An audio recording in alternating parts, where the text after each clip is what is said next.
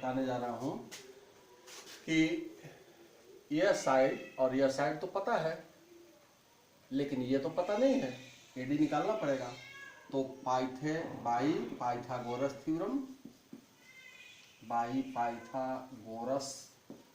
Theorem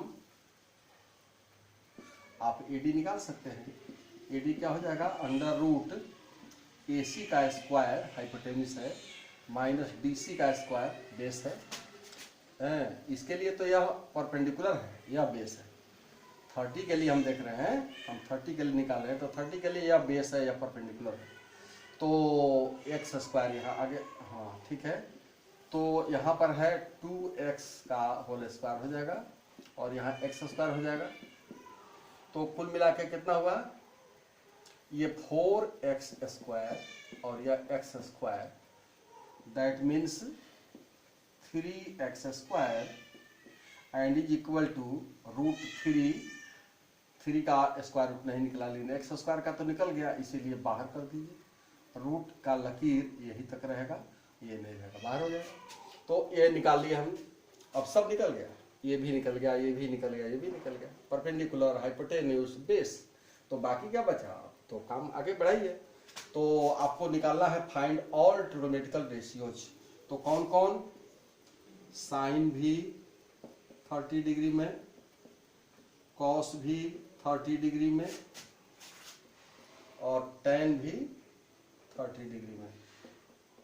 उसी तरह से कॉट 30 डिग्री, सेक 30 डिग्री और कॉसेक 30 डिग्री, ये सभी आपको निकालना है, बारी बारी से निकाला जाए।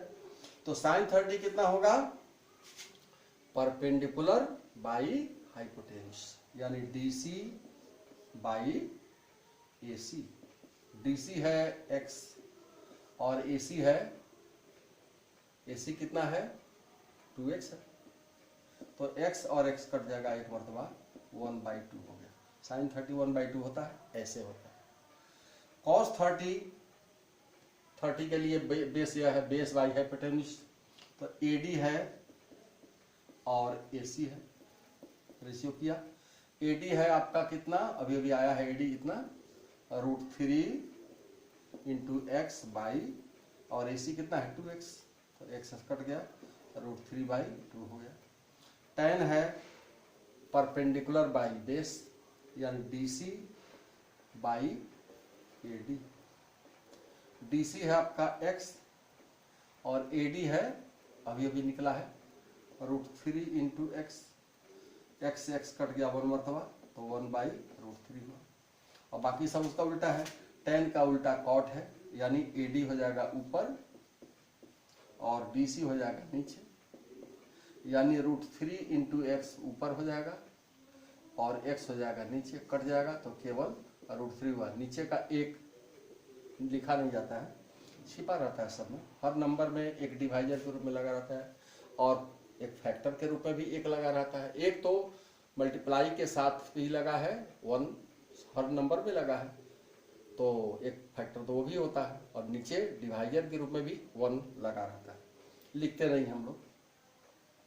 तो सेक के लिए निकालिए, कॉस का उल्टा होता है, AC को कर दीजिए ऊपर और AD को कर दीजिए नीचे, कितना हो जाएगा, AC हो जाएगा ऊपर यानी 2x हो जाएगा ऊपर और √3 इंटू x हो जाएगा नीचे, x कट जाएगा तो बचेगा 2/√3।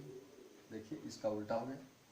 और tan 30 का उल्टा होता है, नहीं सॉरी, कॉसेक जो है वो साइन का उल्टा होता है। तो साइन में क्या है, AC ऊपर कर दीजिए और DC नीचे कर दीजिए, तो 2x हो जाएगा ऊपर और x हो जाएगा नीचे, कट जाएगा तो बचेगा 2। जो 1/2 था उसका उल्टा साइन का उल्टा कॉसेक होता है, तो 1/2 का उल्टा 2 होता है। इस तरह से हमने 30 डिग्री के लिए सारे ट्रिग्नोमेट्रिकल रेशियो निकाल लिया गया, हमने निकाल के दिखाया आपको। आप भी ऐसे ही एक्सरसाइज कीजिए, बना के दिखाइए। ओके, अब हम बता रहे हैं 60 डिग्री के लिए। 60 के लिए यहाँ जब लिखना होगा तो हम इसको 30 को मिटा देते हैं और बाकी सारा काम एक ही जैसा होगा, यहाँ तक एक ही जैसा होगा। लेकिन जो हम ये लेंगे यहाँ से 1/1 जो हम इनको निकालने चलेंगे रेशियो, तो वहां से हमको 60 की जरूरत है तो 60 लेंगे, लेकिन फिगर दोनों के लिए सेम रहेगा। फिगर दोनों के लिए सेम रहेगा, एक ही फिगर रहेगा। अब हम 60 पर ध्यान देंगे। ओके, आइए देखते हैं। तो now sine 60 degree, cos 60 degree, क्योंकि यहां पर हम फॉर 60 डिग्री बना रहे हैं, तो कॉस 60 डिग्री निकालना है और tan का 60 डिग्री निकालना है। उसी तरह से कॉट 60 डिग्री, सेक 60 डिग्री और कॉसेक 60 डिग्री। तो साइन 60 कितना हो जाएगा? Perpendicular by hypotenuse. 60 के लिए कौन परपेंडिकुलर है? यह है AD,